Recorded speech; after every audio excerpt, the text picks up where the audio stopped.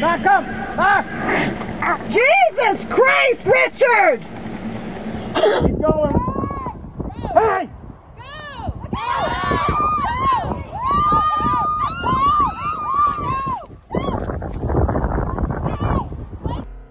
Les bovidés sont parmi les plus grands mammifères terrestres au monde. Ils sont non seulement de gros herbivores qui dominent tous les continents, ils sont aussi très dangereux et très agressifs. Ils peuvent tuer les plus grands prédateurs apex terrestres. En Afrique, le buffle est le plus grand des bovidés, c'est l'ennemi juré du lion. Les deux s'entretuent plus fréquemment qu'on voit dans les documentaires. Les lions chassent généralement les buffles en groupe parce que la différence de taille et de poids est très flagrante. Le poids d'un buffle africain varie entre 300 à 900 kg. Donc, le poids minimum d'un buffle est 100 kg plus lourd que le poids moyen d'un lion mâle adulte qui est généralement dans les 190 kg. Et si on va vers le continent américain, on trouve encore un bovidé plus grand, plus puissant, pouvant mesurer jusqu'à 1,8 m au garrot et 3 mètres de longueur pour un poids avoisinant la tonne. Il est capable d'anéantir une meute de loups en les éventrant à coups de corne ou de piétiner avec fureur tout agresseur osant s'attaquer à ses petits. Le bison est le plus grand animal du continent américain et il est discutablement dans le top 3 des animaux les plus dangereux de l'Amérique du Nord. Il a beaucoup d'ennemis naturels, mais peu sont vraiment capables de l'abattre. Ils sont tellement grands et puissants physiquement que leur nombre se comptait dans les 50 millions il y a 2 siècles. Mais leur nombre a été réduit à quelques milliers à cause d'une chasse excessive qu'on ne peut malheureusement appeler rien d'autre qu'une assassination abominable. Martin Garretson, conservateur au New York Museum, l'avait décrit comme un chapitre que l'on voudrait pouvoir effacer de l'histoire des États-Unis. Des interventions étatiques avec plusieurs associations des droits des animaux ont eu lieu pour réintroduire les bisons dans la nature et on compte maintenant entre 12 000 à 15 000 individus. Bien sûr, c'est mieux que les quelques milliers qui restaient, mais ce n'est même pas 0,03% de leur population il y a 200 années.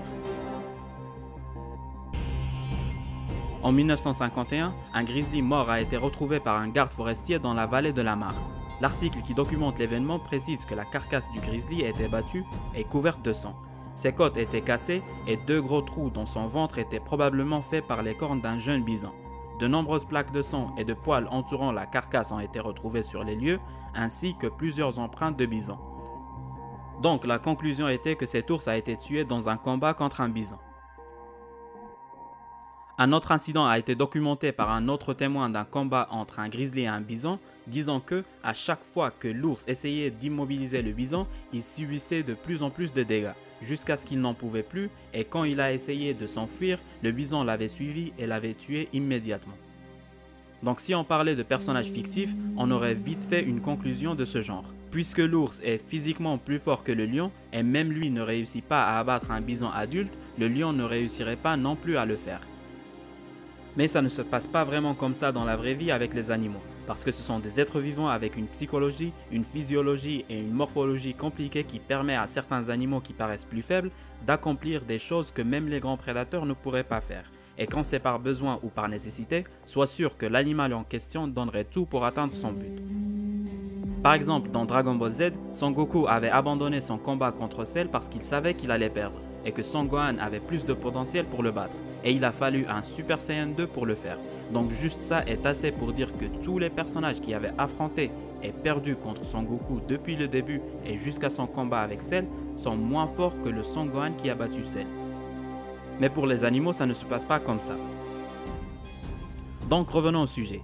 Il y a 2 choses qu'on peut retenir des 2 incidents cités. La première, c'est qu'on sait que factuellement, l'ours est physiquement plus puissant que le lion. Bien sûr, ça ne veut pas dire qu'il gagnerait 100% des combats, c'est juste que l'ours a la capacité de porter ou de tirer un poids qui peut aller jusqu'à 80% de son propre poids.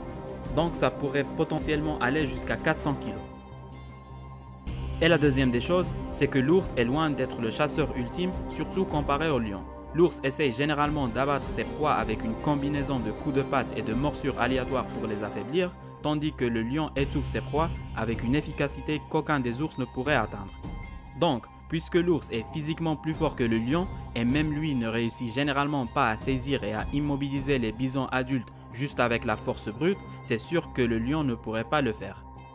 Mais le lion possède un arsenal de techniques et une précision dans sa méthode de tuer que même les ours, les canidés ou les crocodiles ne possèdent pas.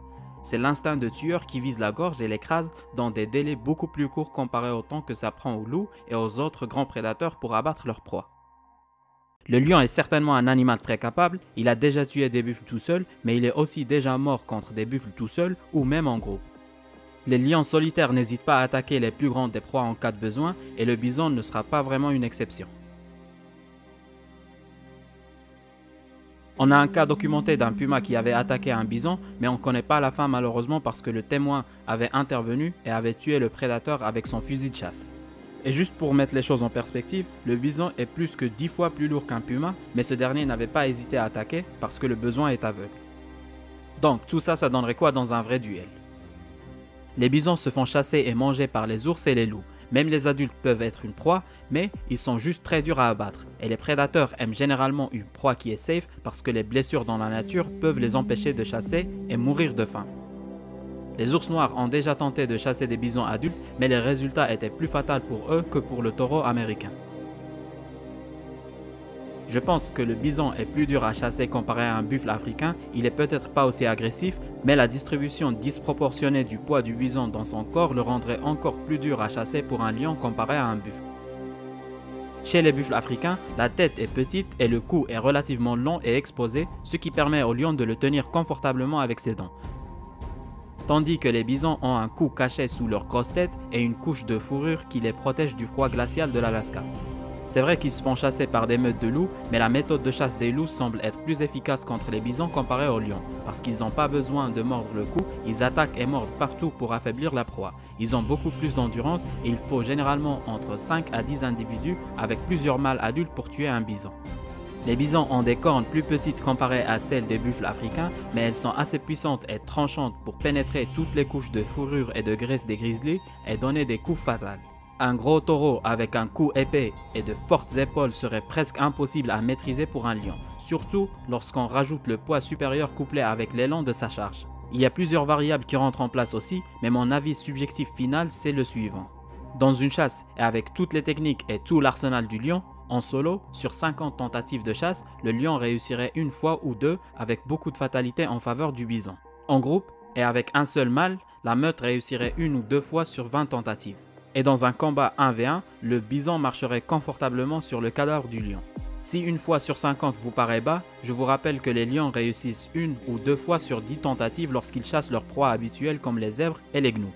Donc ça me paraît raisonnable de réussir beaucoup moins contre une proie qui est non seulement plus grande que le buffle africain que le lion craint déjà, c'est une proie qui peut littéralement le one-shot si elle réussit bien à décrocher un coup.